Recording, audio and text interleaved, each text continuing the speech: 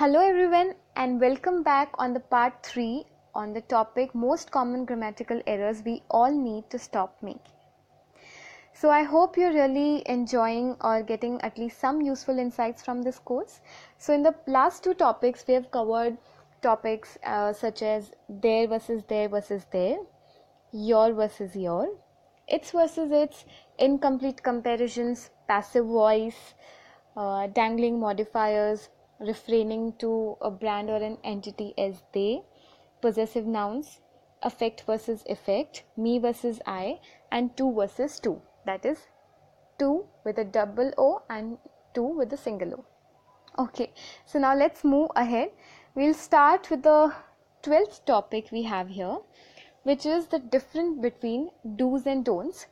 Here I'm not talking about the do's and don'ts of grammar. I'm talking about the actual words do's and don'ts. They look weird, don't they? That's maybe because the apostrophes aren't put in the same place in both the words.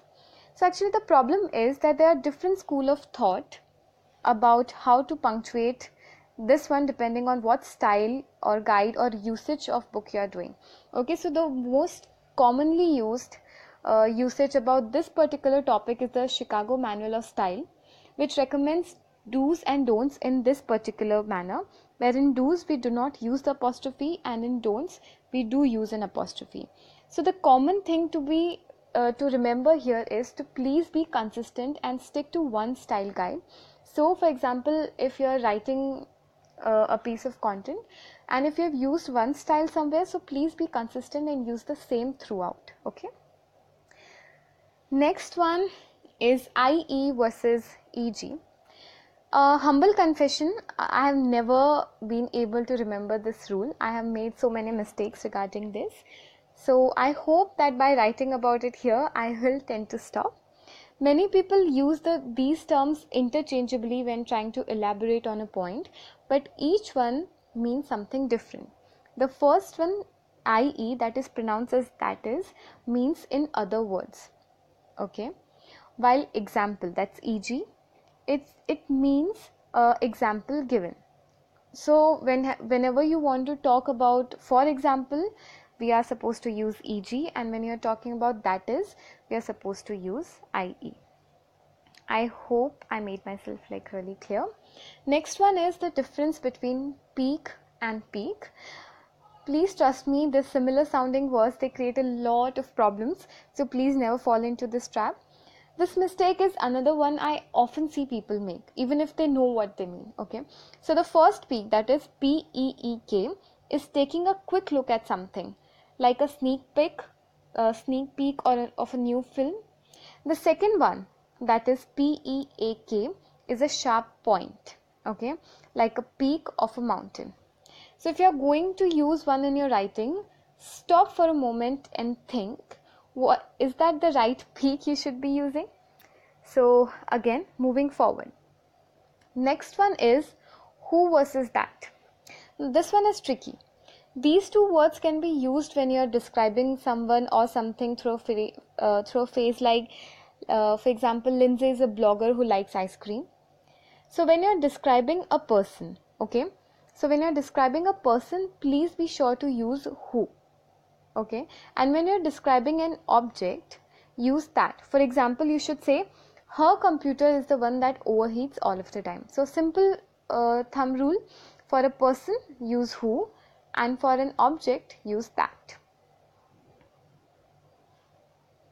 Next one is who versus who. This one looks like a bit of doozy. Let's break it down, shall we? So who is used to identify a living pronoun. If you asked, who ate all the cookie? The answer could be a person like myself, I did, or another living being, the dog did. For example, like in my case, both are realistic scenarios. And whom is a little trickier. It's usually used to describe someone who is receiving something, like a letter. To whom will it be addressed? But it can also be used to describe someone on the receiving end of an action, like in this sentence, whom did we hire to join the podcast team? Okay, so when we are talking about the receiving end, it can be anything, anyone, we'll use whom. And when you're actually trying to spot and identify living pronoun, always use who. The next is a lot versus a lot versus a lot. Okay, so for all of you, I'm really sorry, I hate to break it for everyone, a lot fans out there, but a lot is not a word. If you're trying to say that someone has a vast number of things, you would have to say a lot, a space, lot of things. And if you're trying to say that you want to set aside certain amount of money to buy something, you'd say a lot, that is ALLOT. So please remember this, that a lot, that is ALOT, is not a word, and please refrain from using it. So these were some more. Hope you're liking it. Please write back to me for recommendations and feedback. See you soon in the next lesson. Till then, please keep reading and take care of yourself. See you soon. Bye bye and take care.